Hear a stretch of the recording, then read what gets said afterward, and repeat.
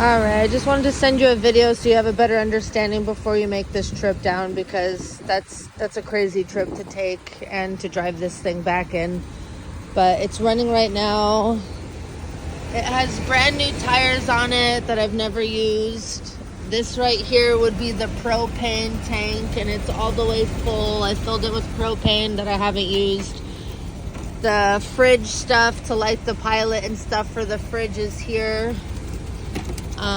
In here you would open this up, and that's how you would do like the water tank to get hot water.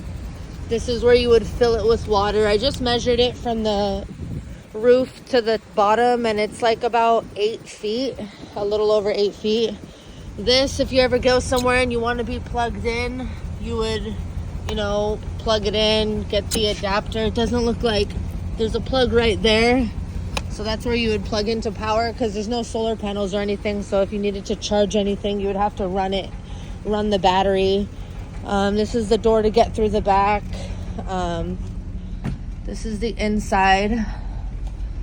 So I just measured up here, and the bed is 6 feet tall and about like 4.5 feet wide. So I'm going to look for a mattress for that.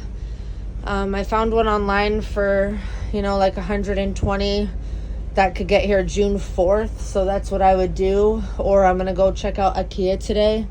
But this also folds into a bed. So you would just prop the table down, like fold this up. This turns into a bed.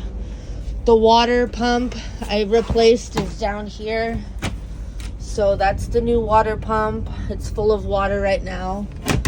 I have never used the bathroom in this thing, because I've never used this for not even a day or night. But the bathroom is here. It has a toilet I've never used, a shower, a vent, the sink. So everything, there's some storage right there.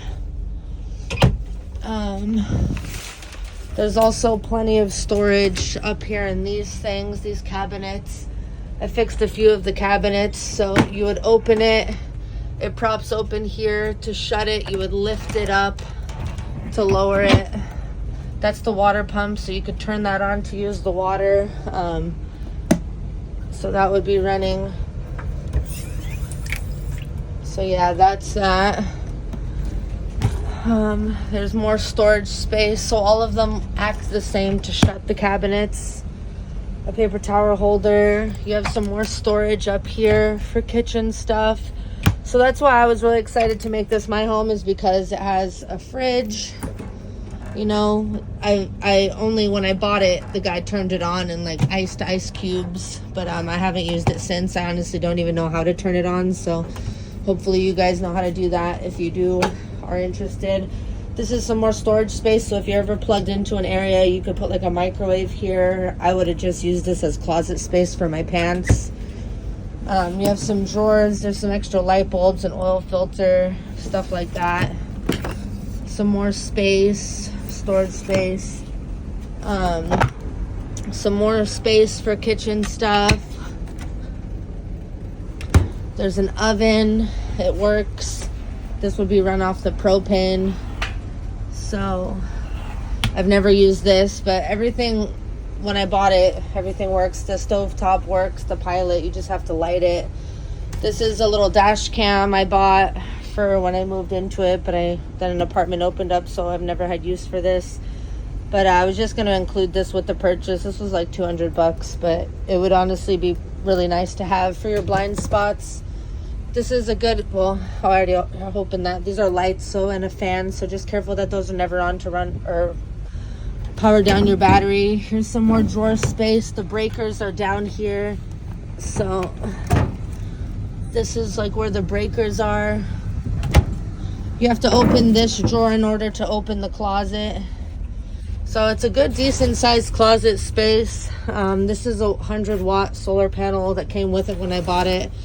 So I don't know if you guys know how to connect that. At least you could like charge phones with that or something. Shut that to keep this closed. But yeah, that's the inside. So then let me just show you the front. The engine's in here. This is pretty hard to take the engine cover off. But when I bought it, the guy had changed the oil.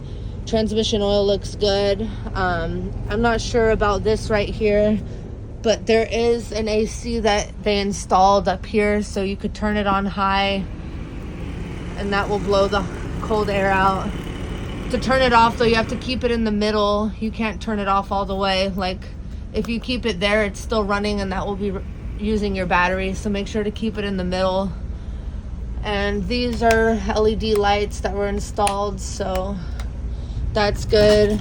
This is the only one, need like screws to fix that, but I mean it still opens and closes.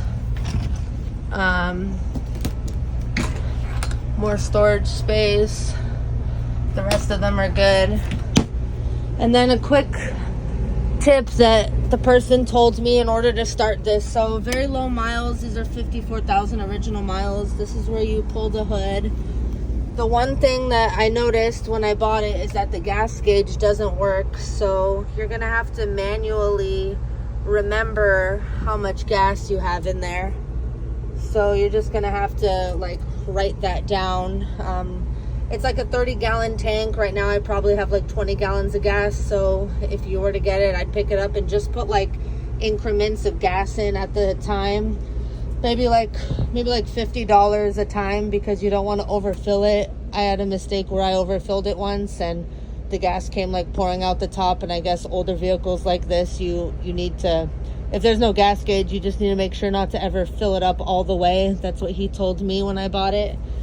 And then, so now the engine is off. The lights are right here. You pull it forward to keep them on. The blinkers work left and right, but the hazard lights, like how I wrote on the ad, the hazard lights, I noticed don't work. All right, and then to turn it on, they said the old Dodges, you always need to put it in neutral in order to start. So we'll go to neutral. It won't start if you're not in neutral. I'll pump the gas a few times just to get like some, I guess, gas circulated or something like that is what he told me. And he said to turn it to the right very gently. So you don't want to like crank it because it won't start. Sometimes it'll take a few times, but it will start. So just gently.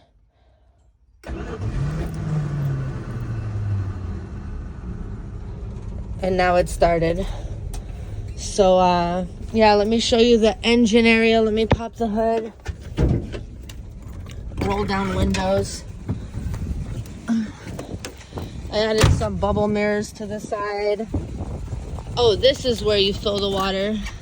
So this is where you would fill the water for the water tank. I got the carburetor replaced because I don't know why this smoke comes out of this exhaust right here.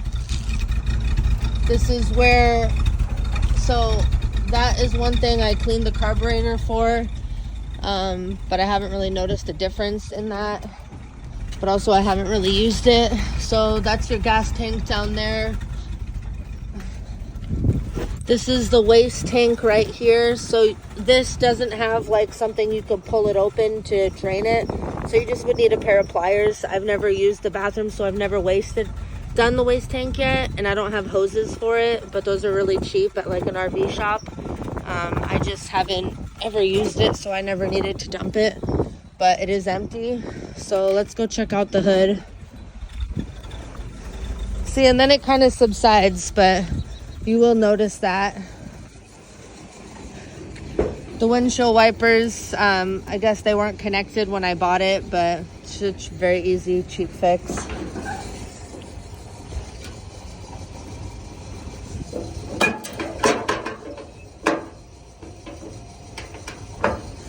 All right, so it has new belts on it. It has a new radiator. It has a new brake system. The battery is from 22, so the battery is still good. The coolant, I replaced some coolant lines. I replaced the power steering lines because that was leaking when I bought it. Oh no, that's washer. But this is your coolant.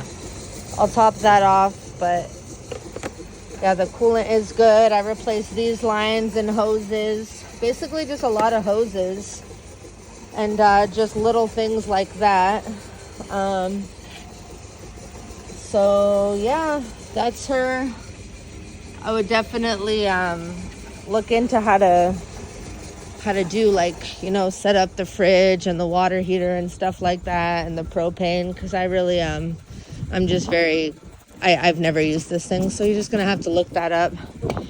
But yeah, that's a quick little tour of this beast.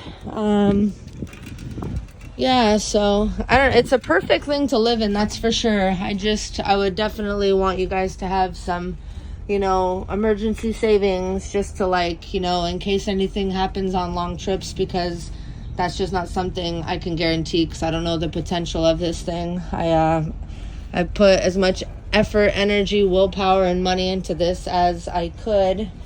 And I think she makes a great home. It's comfortable, it's tall, you know, you have 2 beds once I get that mattress, a fridge, a sink, a bathroom, a stovetop. So this would have been my favorite thing to comfortably live in. It's short enough to fit in a parking spot, you know, to be on streets without getting ticketed.